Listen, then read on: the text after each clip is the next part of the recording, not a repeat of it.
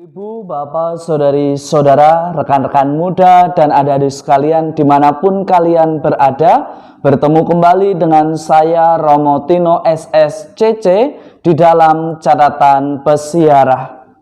Dalam persiaran hidup kita, seringkali di dalam pelayanan, di dalam menjawab panggilan Tuhan, di dalam pekerjaan kita, dan juga kita sebagai orang beriman dan mengaku diri sebagai murid Kristus, kita seringkali masih tergantung dan diperbudak oleh ambisi pribadi kita. Tetapi hari ini Yesus meminta Anda dan saya serta kita semua berani untuk menjadikan Tuhan kita Yesus Kristus sebagai prioritas hidup kita. Ketika kita mampu mengasihi apa yang kita imani, pastilah orang beriman tersebut mampu mengasihi semua orang yang ada di sekitarnya. Sebelum kita mendengarkan permenungan dari catatan pesiarah, marilah kita membuat tanda kemenangan Kristus. Dalam nama Bapa dan Putera dan Roh Kudus. Amin. Allah Bapa Maha Pengasih, Engkau menghendaki kami mengikuti Putra-Mu. Bantulah kami melaksanakan perintah-perintahnya, terlebih untuk mengasihi sesama kami sebagai perwujudan iman kami dalam aksi nyata, dalam persiaran hidup kami. Demi Kristus Tuhan dan pengantara kami. Amin. Ibu, bapak, saudari, saudara, rekan-rekan muda, dan adik-adik sekalian yang terkasih dalam Yesus Kristus, ada orang bijak mengatakan, jangan melakukan kepada sesama kita sesuatu yang kita tidak sukai orang lain lakukan kepada kita di dalam persiaran hidup kita. Paulus hari ini dalam suratnya kepada jemaat di Roma mengajak dan mengingatkan Anda serta saya serta kita semua agar kita saling mengasihi sesama kita dan tidak berbuat kepada sesama kita sehingga kita tidak berhutang sedikit pun kepada sesama kita. Hendaknya kita selalu melakukan apa yang baik menurut rencana dan sabda Allah kita. Bagi Paulus, mengasihi sesama manusia, ia sudah memenuhi apa yang tertulis di dalam hukum Taurat. Tetapi ketika kita membaca, merenungkan atau mendengarkan, bahkan merefleksikan perkataan Yesus pada hari ini yang ada dalam Injil Lukas yang mungkin kita dengar atau kita baca, nampak sepintas pertentangan dengan apa yang disampaikan oleh Paulus dan apa yang disampaikan oleh Yesus. Yesus dengan tegas dan keras menyampaikan, jika seseorang datang kepadaku dan tidak membenci bapaknya, ibunya, istrinya, anak-anaknya, saudari-saudaranya, bahkan nyawanya sendiri, ia tidak dapat menjadi muridku. Jika kita membaca sepintas, kita pasti akan berpikir bahwa Yesus menyuruh kita untuk membenci orang-orang yang kita cintai. Tetapi apa yang mau dikritik oleh Yesus di dalam hidup Anda, saya, serta kita semua? Yesus tidak mengajak Anda dan saya serta kita semua untuk membenci anggota keluarga kita atau orang-orang dekat kita yang kita cintai. Yesus menegaskan, hidup sebagai orang beriman ketika kita menjawab panggilan Allah dengan mengatakan ya, mestinya Tuhan kita Yesus Kristus menjadi prioritas utama di dalam hidup kita. Kita memasakkan atau membuatkan kopi untuk istri atau suami kita, itu adalah hal yang wajar, bukan sesuatu yang luar biasa. Atau seorang anak membantu orang tua, itu adalah sesuatu yang wajar dan hal yang biasa. Mengapa Yesus mengajak kita untuk membenci ibu, bapak, istri, anak, saudari-saudara? Karena seringkali kita berlindung karena dia ayahku, karena dia suamiku, karena dia istriku, karena dia anak-anakku. Akhirnya kita melakukan sebatas apa yang menjadi kewajiban kita, sebatas apa yang menjadi tanggung jawab kita.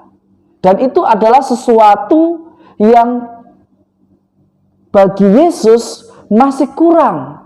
Kita harus berani di dalam ketulusan, keikhlasan untuk mencintai. Kita melayani, kita setia kepada pasangan hidup kita. Kita bertanggung jawab kepada anak-anak kita.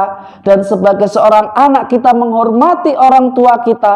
Karena semata-mata kita ingin melayani Allah. Dan kita ingin menjadi tanda kasih Allah yang sungguh nyata.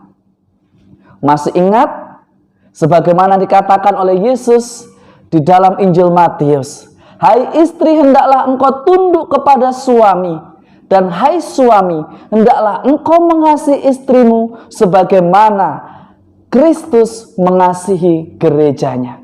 Kita diajak untuk senantiasa mengasihi, bukan karena dia suamiku, bukan karena dia istriku, bukan karena dia anakku, bukan karena dia yang paling aku cintai, tetapi karena Allah yang sungguh hadir menyapa dan mengubah kita. Hendaknya kita melayani, kita menolong sesama kita semata-mata demi kemuliaan Allah dan bukan untuk mengejar apa yang menjadi keinginan pribadi kita atau ambisi pribadi kita. Bagi pribadi yang masih senang mengejar ambisi atau sekedar pujian, atau karena ingin dipuji, atau karena ingin menguasai orang-orang yang setelah ditolong, perlu berefleksi, perlu bermawas diri, perlu mengevaluasi diri. Yesus mengajak Anda dan saya serta kita semua mengasihi sesama, bukan karena memiliki relasi kekeluargaan atau karena kedekatan, karena dia yang paling kita cintai.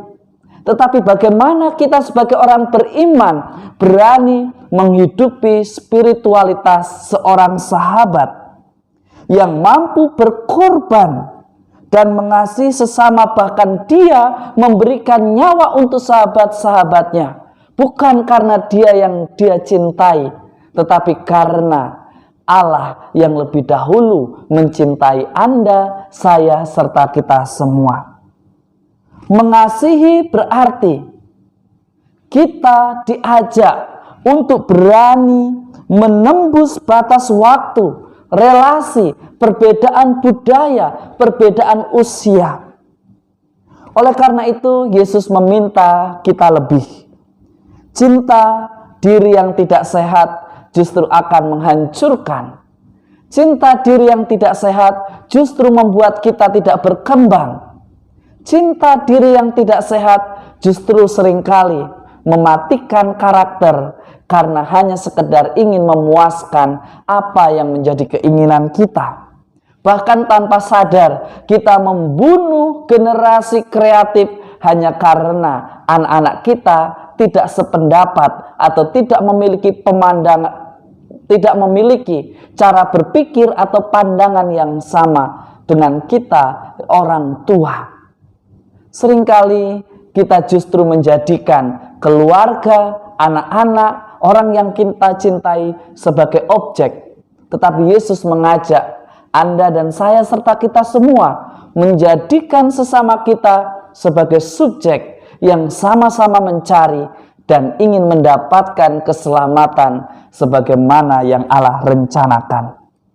Mengasihi sesama bagi Yesus berarti berani menemukan kasih Allah dalam pribadi sesama, bukan karena dia keluarga, bukan karena dia anak, tetapi karena Allah yang menyapa kita dan mengasihi kita lebih dahulu.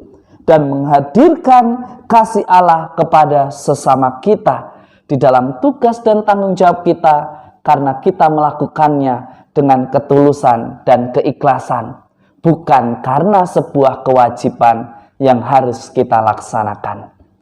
Semoga berkat Tuhan senantiasa melindungi dan memberkati kita semua, Bapa, Putera, dan Roh Kudus.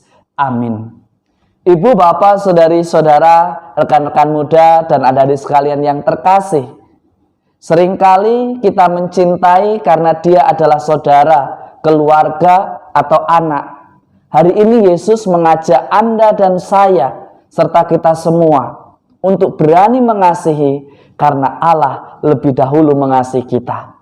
Dan salah satu wujud paling sederhana bahwa kita mengasihi sesama kita dan Allah kita tetap setia pada protokol kesehatan di masa pandemi COVID-19.